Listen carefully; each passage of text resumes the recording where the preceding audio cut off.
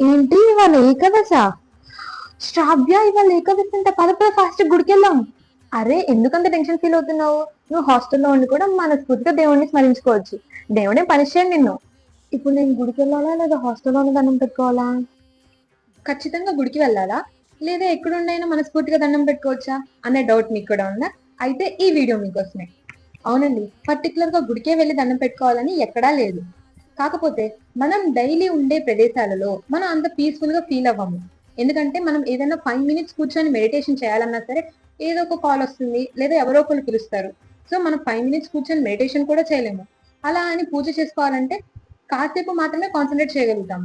తర్వాత మన ఫోకస్, మన కాన్సన్ట్రేషన్ అనేది తగ్గిపోతుంది. లేదా ఏదో ఒక నెగిటివ్ ఎనర్జీస్ అనేవి మన చుట్టూ ఉంటాయి. మనము గుడికి వెళ్ళినప్పుడు పాజిటివ్ ఎనర్జీతో ఫీల్ అవుతాము. అలాగే మన మైండ్ లో కూడా ఎటువంటి నెగిటివ్ థాట్స్ అనేవి రావన్నమాట. ప్రవచనాలు, సంకీర్తనలు, భజనల వల్ల మనం ఇంకా భగవంతుడిపై కాన్సన్ట్రేషన్ ని పెంచుకుంటాము. ఆధ్యాత్మిక మార్గంలోకి ఇంకా వెళ్తాము. సో అందుకని మన పెద్దలు గుడికి వెళ్ళమని చెప్తారు. పర్టికులర్ గా గుడికే వెళ్ళాలని లేదు, లేదా పర్టికులర్ ఒక ప్లేస్ లోనే ఉండాలని లేదు. మనము మనస్ఫూర్తిగా భక్తి శ్రద్ధలతో భగవంతుడి నామస్మరణ జపించుకుంటూ ఉండొచ్చు ఎక్కడైనా ఎప్పుడైనా. భగవద్గీతలో శ్రీకృష్ణుడు కూడా అదే చెప్తారు. భక్తి శ్రద్ధలతో ఎవరైతే ఎప్పుడైనా ఎక్కడైనా నిత్యం నన్ను ధ్యానిస్తూ స్మరిస్తూ ఉంటారో వారు నా ప్రియమైన భక్తులు అని చెప్పి చెప్తారనమాట.